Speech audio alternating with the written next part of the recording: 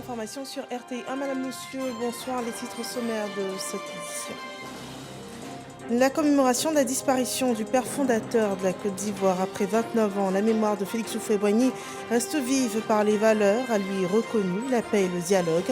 Des valeurs à adopter, à exhorter ce jour le chef de l'État Alassane Ouattara dans un tweet sur Twitter. Audience au palais présidentiel, l'ambassadeur de la République populaire de Chine rencontrait ce mercredi le président de la République Alassane Ouattara qui a exprimé la reconnaissance envers la Chine pour l'appui apporté au projet de développement de la Côte d'Ivoire. La Côte d'Ivoire et les États-Unis partenaires contre la traite des enfants par un pacte de protection sur 5 ans.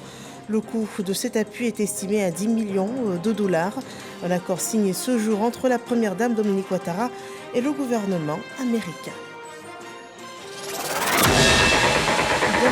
Dans ce 23h, Félix Houphouët-Boigny, 29 ans après, la Côte d'Ivoire garde en mémoire son père fondateur, artisan de paix, qui aura inspiré l'idéologie de l'oufouettisme dans laquelle s'inscrit le président de la République, Alassane Ouattara. Nous développerons ce sujet dans la suite de ce journal. Et pour l'heure, voyons cette rencontre entre le chef de l'État, Alassane Ouattara, et l'ambassadeur de la République populaire de Chine. Les deux personnalités se sont entretenues sur la coopération existante entre les deux pays. Le diplomate chinois fait ainsi ses adieux à la Côte d'Ivoire après 3 années de service sur le sol ivoirien. Jérôme Kofi Aboula. La Côte d'Ivoire et la Chine, deux pays toujours déterminés à se soutenir mutuellement pour leur développement harmonieux. Le président de la République de Côte d'Ivoire, son Excellence Alassane Ouattara, qui a reçu ce mercredi l'ambassadeur de Chine en fin de mission sur le sol ivoirien, a demandé à son hôte de traduire toute sa reconnaissance pour le soutien que la Chine apporte dans le cadre des relations entre les deux pays. Soutien dans divers secteurs d'activité, notamment au niveau du développement de la cacaoculture. Je viens de recevoir monsieur l'ambassadeur de Chine qui est venu nous faire ses adieux. Je voulais remercier monsieur l'ambassadeur et lui demander de transmettre notre gratitude au président Xi Jinping pour tout le soutien que la Chine a apporté à la Côte d'Ivoire durant ces 10 dernières années dans tous les secteurs, que ce soit le secteur des infrastructures, de l'énergie, de la santé, de l'éducation. Et j'ai particulièrement insisté sur le soutien que le gouvernement chinois nous apporte pour la construction d'usines de stockage pour le cacao. Et ces investissements sont en cours et seront réalisés dans les mois qui viennent. J'ai demandé que la Chine envisage des investissements privés pour fabriquer du chocolat à partir de la Côte d'Ivoire pour exportation en Chine, ce qui permettrait de garder le prix du cacao à un niveau élevé. Monsieur l'ambassadeur, nous avons d'excellentes relations avec votre grand pays et je voudrais dire à quel point nous avons été honorés de la visite d'État qui nous a été donc donnée l'occasion d'effectuer avec Mme Ouattara en Chine il y a quelques années et toute l'attention dont nous avons été l'objet. Vous transmettrez à son Excellence le président Xi Jinping toute notre gratitude et nous sommes convenus que nous aurons un entretien téléphonique avec le président dans les jours qui viennent pendant ce mois de décembre. Le diplomate chinois, lui, se dit très honoré d'avoir été reçu par le président Alassane Ouattara.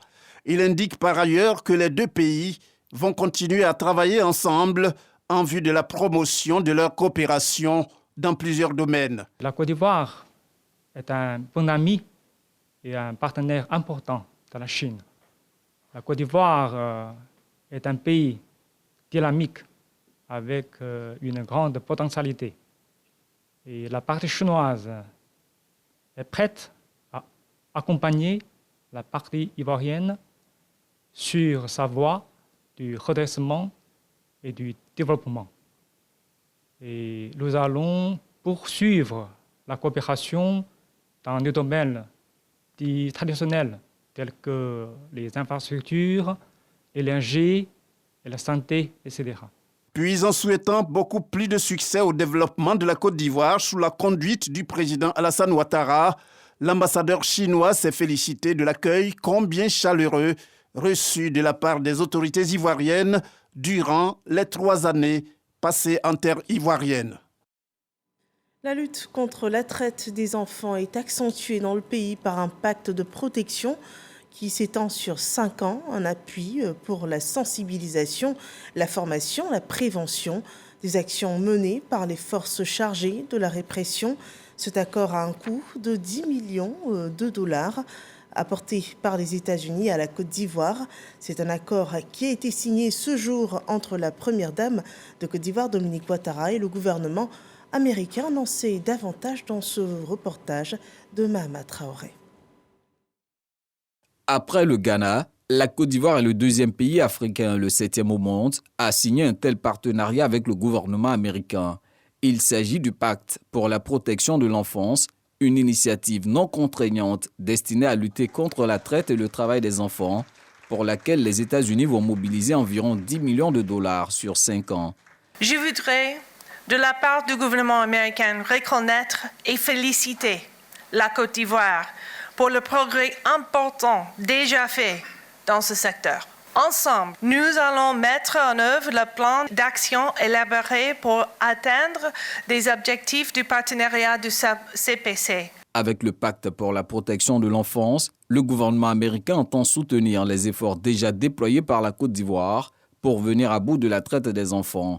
Comme action concrète, il est notamment prévu la réalisation d'une étude qualitative sur ce fléau, des campagnes de sensibilisation, la formation des acteurs, un soutien matériel aux appareils sécuritaires et judiciaires.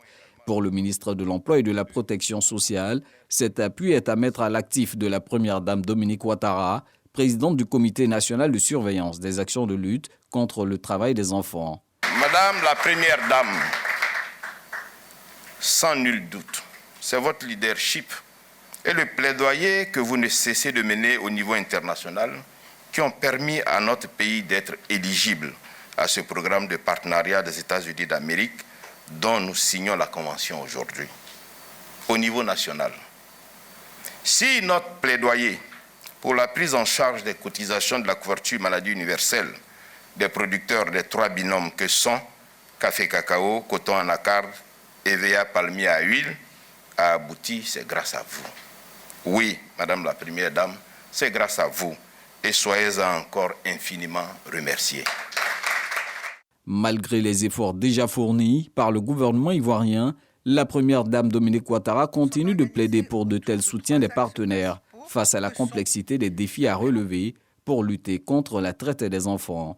Cette nouvelle étape de notre engagement commun en faveur de la protection de l'enfance est d'autant plus encourageante que le programme, tel qu'il a été conçu, épouse parfaitement la vision de la Côte d'Ivoire en matière de planification des actions de lutte contre la traite, l'exploitation et le travail des enfants dans notre pays.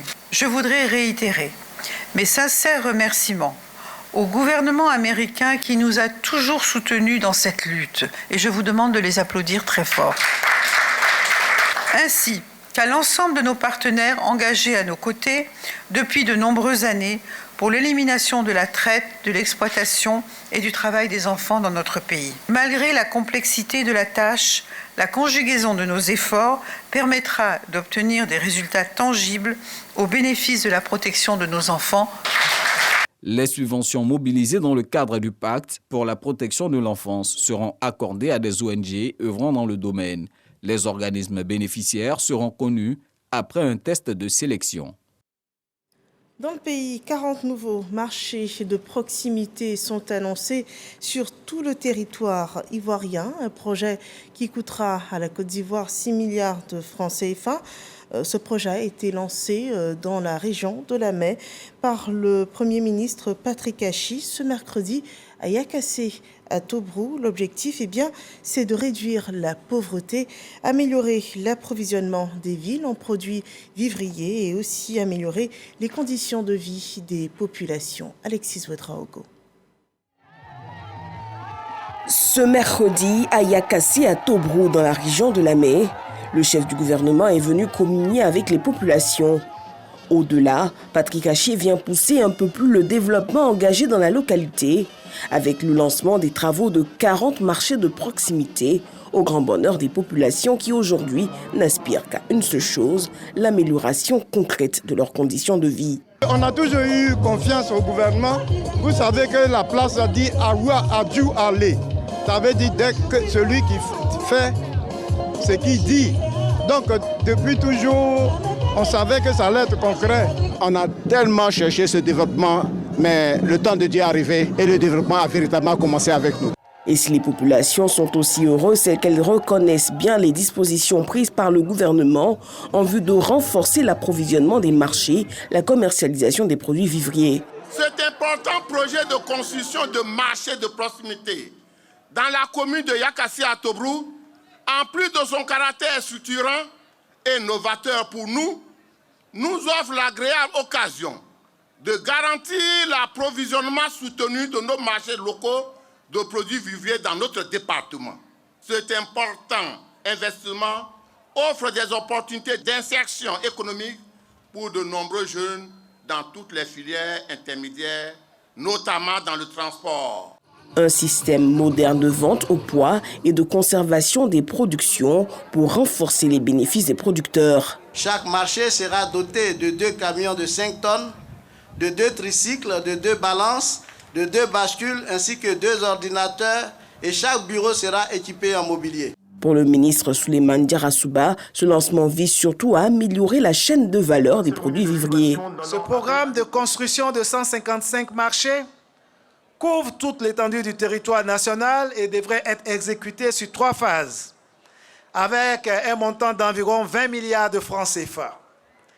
Il vise, entre autres, à permettre l'accessibilité des vivriers aux consommateurs à travers des appuis techniques visant à améliorer les infrastructures de collecte, de conservation et de mise en marché des produits vivriers, à renforcer le dispositif de traitement et de diffusion des données fiables du marché, à savoir les stocks, les prix, les coûts de transport aux acteurs et aux consommateurs. La gestion de ces marchés sera l'affaire des comités de gestion. Le chef du gouvernement les encourage à en faire bon usage. Pour Patrick Haché, surtout permettre à tous d'accéder aux marchés de proximité en vue de renforcer les productions et réduire la pauvreté. Il faut rapprocher les producteurs des distributeurs et des clients. Plus ils sont proches, plus chacun gagne plus. Plus ils sont éloignés, plus chacun gagne moins. Et celui qui en souffre en général le plus, comme je le disais, c'est le producteur. C'est celui qui, toute l'année durant, produit par un dur labeur, mais gagne la plus faible partie du prix parce qu'il n'est pas proche du client, parce qu'il n'a pas accès au marché. Voilà pourquoi un marché est un élément important et un maillon essentiel de la vie en milieu rural comme en milieu urbain. Le Premier ministre n'a pas manqué de saluer les chefs traditionnels, premiers acteurs et bénéficiaires de ce projet. Tout part du village. Et si les chefs n'ont pas la capacité d'encadrer, de motiver les populations ne produisent pas. Et lorsque les populations ne produisent pas et que les jeunes ne peuvent pas s'insérer, les questions de stabilité et de paix se posent dans le village. Merci donc à vous, chefs, pour ce que vous faites. Ce que nous faisons aujourd'hui, c'est d'accompagner votre travail. Notons que ce programme de construction concerne 155 marchés sur toute l'étendue du territoire. Et nous revenons à présent sur l'anniversaire du rappel à Dieu du père fondateur de la Côte d'Ivoire. C'est décembre 1993. Voici 29 ans que s'est endormi pour toujours Félix Houphouët-Boigny. Et cette journée a été marquée par plusieurs initiatives, des prières et déclarations officielles. Et d'ailleurs, le chef de l'État, Alassane Ouattara, disciple de l'idéologie oufouettiste, a partagé 2 valeurs caractéristiques de feu le président Félix Houphouët-Boigny, la paix et le dialogue. Le président Alassane Ouattara a livré un message sur son compte Twitter Je cite, 7 décembre 1990, 7 décembre 2022. Cela fait 29 ans que Félix Houphouët-Boigny, père fondateur de la Côte d'Ivoire moderne, nous a quittés en cette journée de commémoration. J'exhorte tous les concitoyens à s'approprier les valeurs de paix et de dialogue qu'il nous a laissées. Voilà une invitation à la paix et à la cohésion à l'endroit des Ivoiriens. Une messe a aussi été dite pour le compte du RHDP et des Ivoiriens en général. Les valeurs du premier bâtisseur de la Côte d'Ivoire ont été rappelées à cette occasion. Grâce Kando. 29 ans que feu Félix Houphouët-Boigny, premier président de la République de Côte d'Ivoire, a quitté le monde des vivants. En ce jour anniversaire de son décès, le Rassemblement des Houphouëtistes pour la démocratie et la paix RHDP célèbre sa mémoire à travers une messe d'action de grâce à la cathédrale Saint-Paul du Plateau. Le curé de la cathédrale relève les qualités du président Félix Houphouët-Boigny, bâtisseur de la Côte d'Ivoire moderne. Houphouët est un homme dont la mémoire ne saurait être effacée sur la terre de Côte d'Ivoire comme ailleurs, parce qu'il a été un homme exceptionnel, quelqu'un qui a fait son travail, qui a assuré sa fonction de chef d'État avec joie, abnégation et amour, et surtout quelqu'un qui a combattu pour la paix. On l'appelait ici chez nous l'apôtre de la paix. Des valeurs à imiter pour une Côte d'Ivoire unie et solidaire, selon le RHDP. Chaque jour, nous nous approprions son histoire, de ses œuvres. Il faut aussi que nous nous souvenions de sa personne.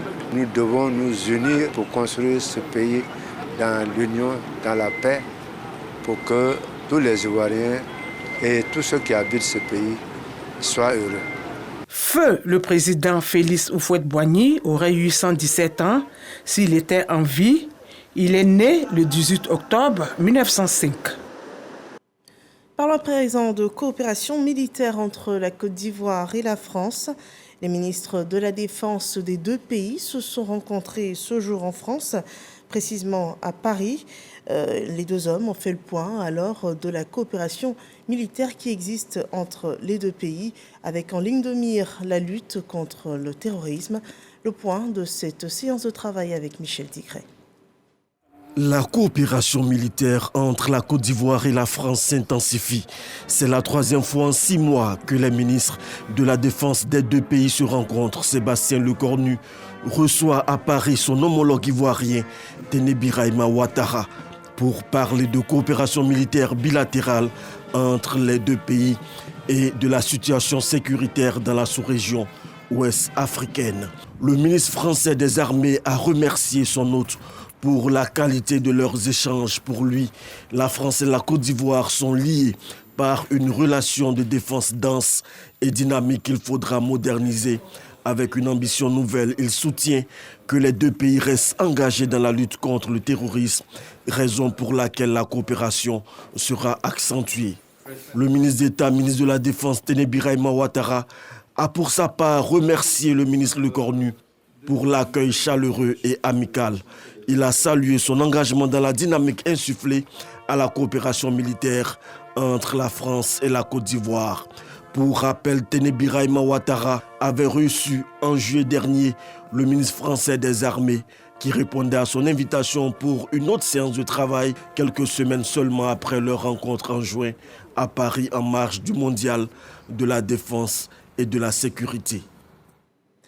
À présent, l'actualité en Côte d'Ivoire, encore un rapport a fait le point sur l'état des droits de l'homme dans le pays et les activités menées par le CNDH dans le pays.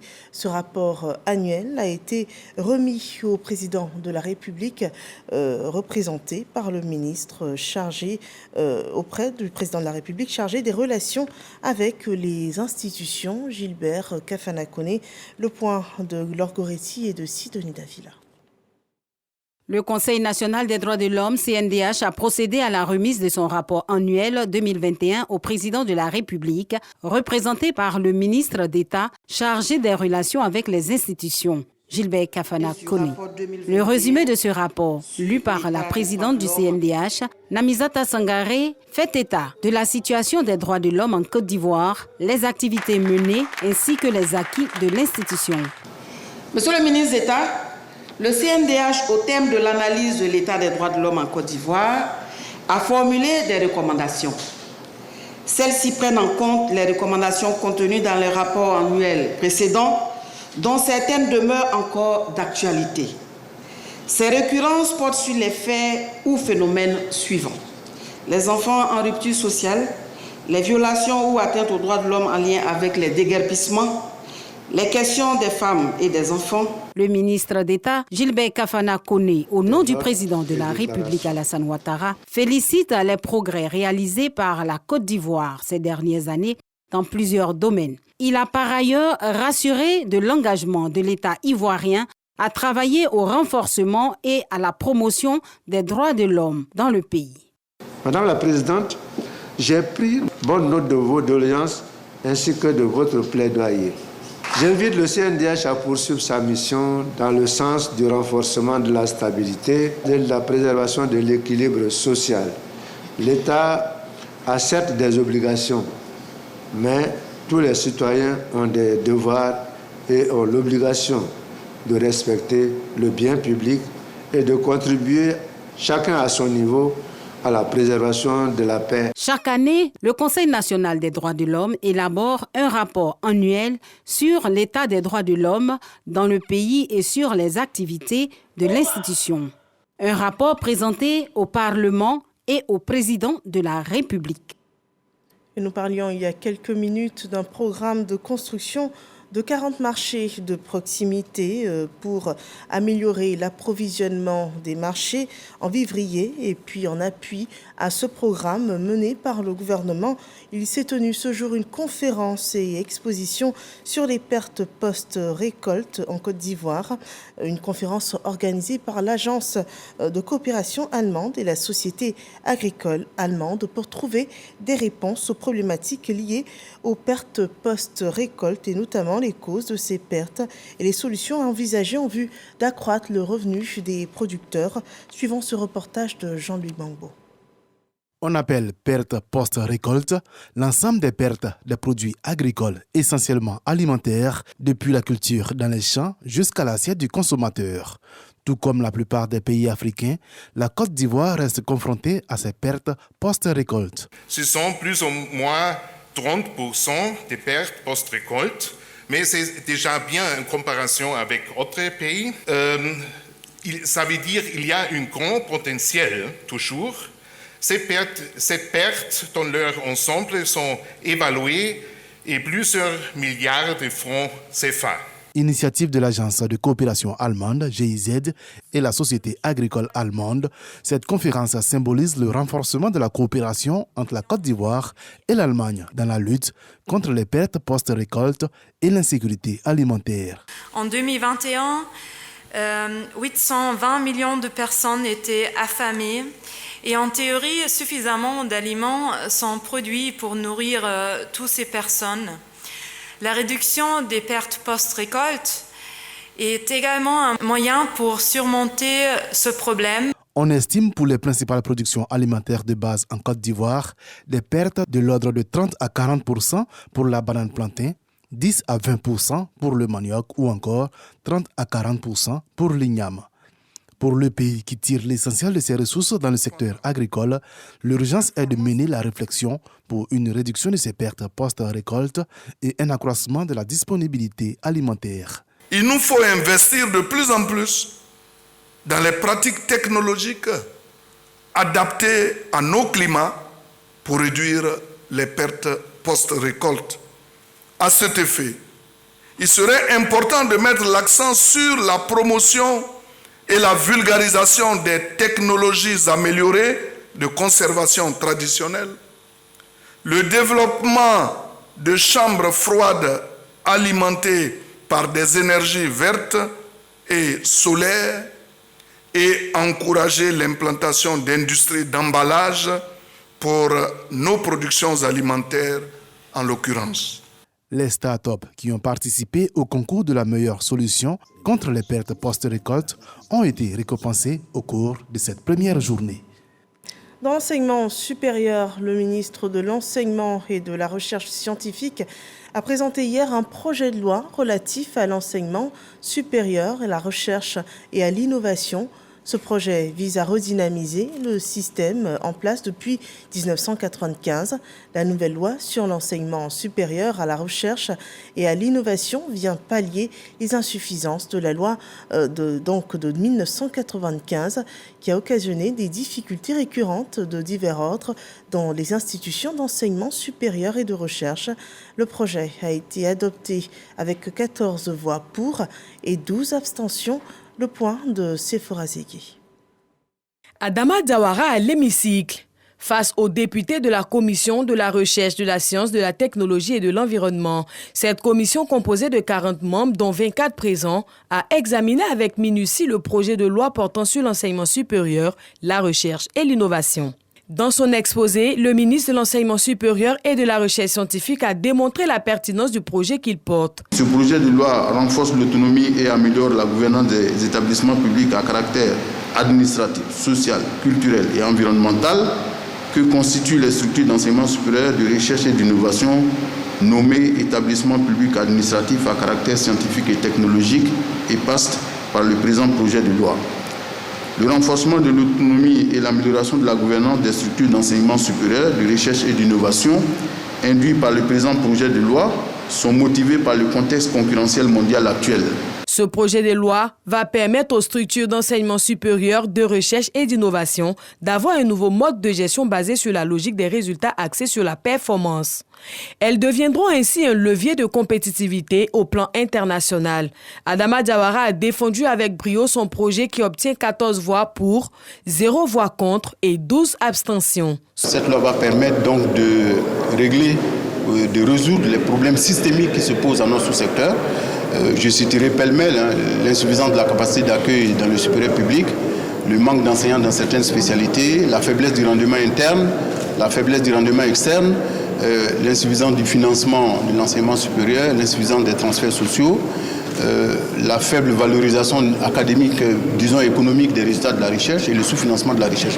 Et tous ces problèmes-là sont adressés dans cette nouvelle loi. Donc cette nouvelle loi est un cadre juridique, je le répète, qui permettra de relever tous ces défis qui se posent à notre sous-secteur enseignement supérieur et recherche scientifique. Le projet de loi relatif à l'enseignement supérieur, à la recherche et à l'innovation est un vaste chantier de réforme qui vient apporter des réponses appropriées et durables aux problèmes de l'enseignement supérieur, de la recherche et de l'innovation.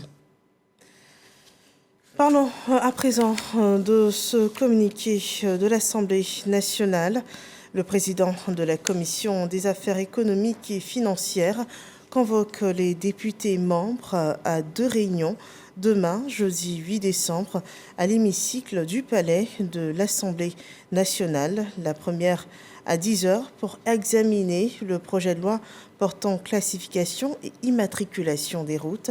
Et la deuxième séance, elle portera à 14h sur la ratification de l'ordonnance relative à la prévention et à la lutte contre la corruption et les infractions assimilées. Passons à présent au point sur la situation du coronavirus en Côte d'Ivoire.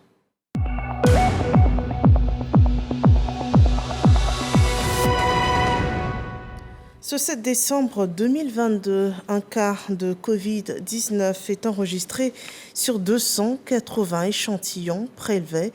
0 cas de guérison est annoncé.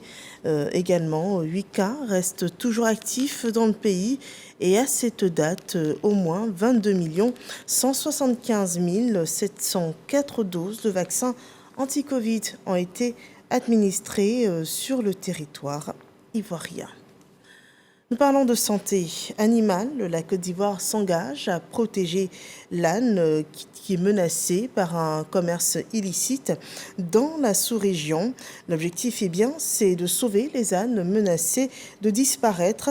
Et pour cela, la Côte d'Ivoire s'est liée à l'ONG Brook, une organisation de défense de la santé animale par un protocole d'accord. Le point avec Dangui Dangui. La santé et le bien-être des ânes est crucial pour la vie de nombreuses populations de par le monde, notamment en Afrique de l'Ouest, soutiennent les défenseurs de la santé animale. Une conviction que partage la Côte d'Ivoire, en témoigne la signature de ce protocole d'accord entre le ministère des Ressources animales et halieutiques et l'ONG Brook, Action for Walking Horse and Donkey, une organisation de défense de la santé animale. Il y a actuellement un commerce illégal autour de la peau d'âne. Les ânes sont recherchés pour leur peau, pour développer un produit cosmétique qui s'appelle Ejiao. Et la demande mondiale actuelle en peau d'âne est de 5 millions de peaux par an. Sachant qu'en Afrique de l'Ouest, nous avons moins de 10 millions d'ânes, il serait vraiment illusoire de soutenir ce commerce parce que le taux de prélèvement est beaucoup plus important que le taux de reproduction de ces animaux.